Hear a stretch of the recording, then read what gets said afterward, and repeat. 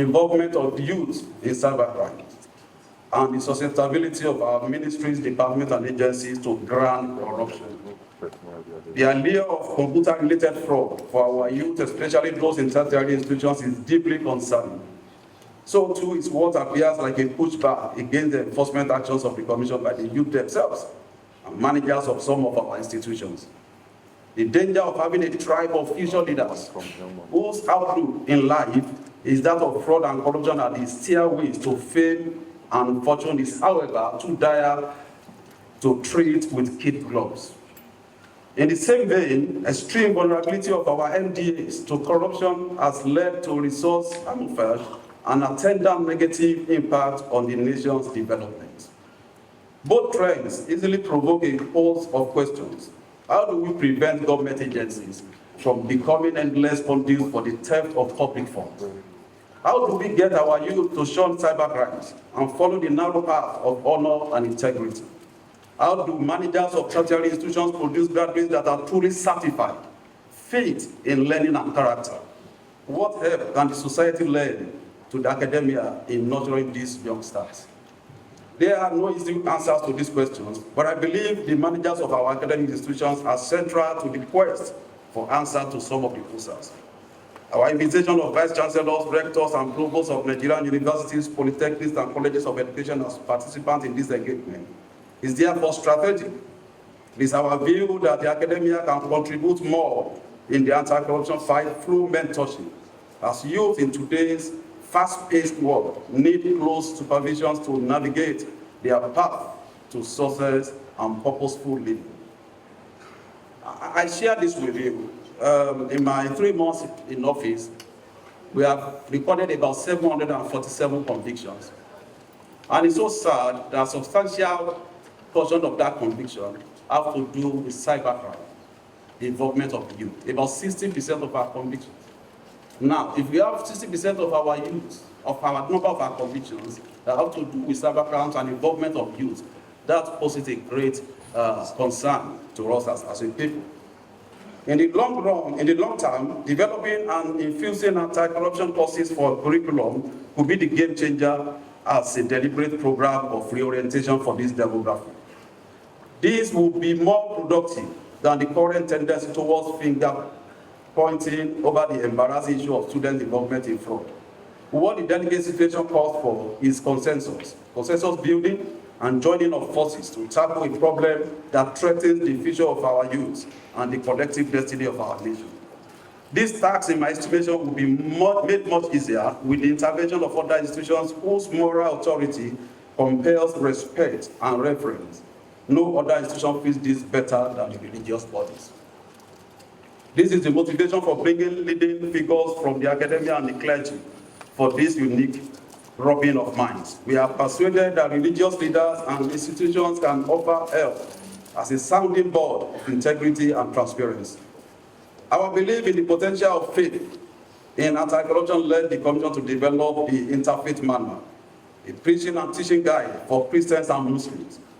These documents are before us today and will be formally presented shortly. We are optimistic that using these resources, the major religions will be in better stead to address the integrity and moral deficit that we find in our society. To our faith leaders, my appeal is that those who lead our society from churches and mosques should develop messages that glorify industry, that glorify hard work, that glorify integrity, probity, contentment over unbridled quest for wealth. Irrespective of how it was made, we all must stand up and be counted in the effort to reset the mentality of our youth that the first lane to affluence is fraud. No, we should change their mentality. Therefore, I'd like to plead very especially to our religious leaders. It's so saddening that I stand before this eminent audience today, that our experience in fighting corruption that involve religious leaders and even traditional rulers is nothing to write home about.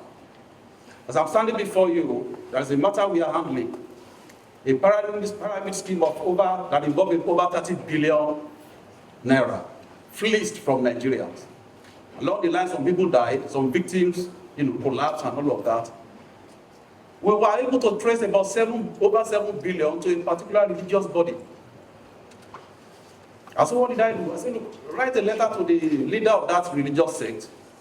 We did. And the next thing we saw was a restraining order.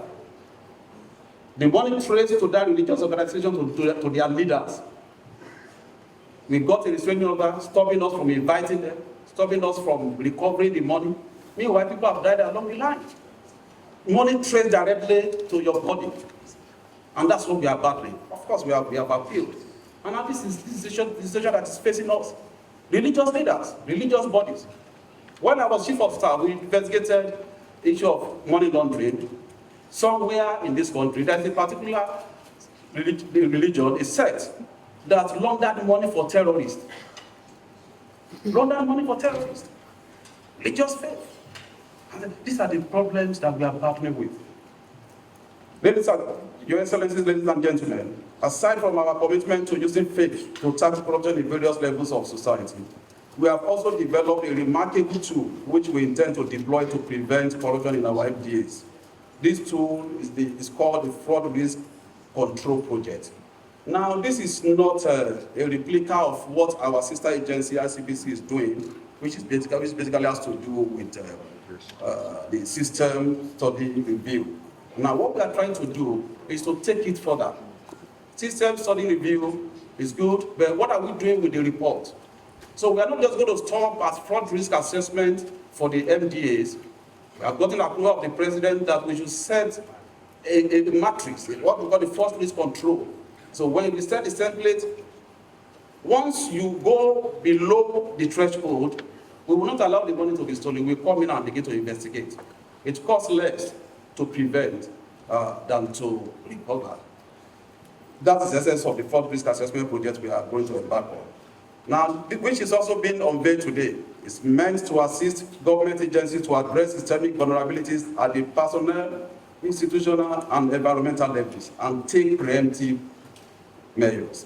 When fully developed, it will save the nation billions of naira in stolen wealth, time and resources spent in investigating and corruption cases. The project is intended to commence in the first instance with 20 extremely vulnerable agencies of government. And I'd like to pray the indulgence of His Excellency, sir, that one of the institutions I've penciled down is the State House itself. So we are going to start our fraud risk assessment at the villa. When we leave the villa, we are going to the National Assembly. We are going to the National Assembly Service Commission. We want to look into what they are doing there, their contract and procurement and work process. When we leave that place, we are going to the Federal Judicial Service Commission as well. So we're going to balance it before we start talking about the ministries. I've been trying to look out for the Honorable Minister of Works here. He's not here, but after those three core areas, we are going to the Ministry of Works. We are looking at those who take the large chunk of our budget. We want to see what they do with that money going forward. Finally, Your Excellencies, ladies and gentlemen, permit me to commend the President of the Federal Republic of Nigeria, President Bola Ahmed Tinubu, for his unflinching support to the fight against corruption in Nigeria. With the political will of the administration, I believe that we have a golden opportunity to rewrite the story of our nation's quest for improved transparency and accountability in public affairs. We can make this movement count by stepping up cooperation and collaboration. It is the least we can do for ourselves. When the VP sit there, you see they are bringing people. Thank you, Your Excellency, and gentlemen. And God bless now, they sound wicked. You can talk to them. Thanks for checking out SYMFONI on YouTube. Please be sure to subscribe and like our videos for updates.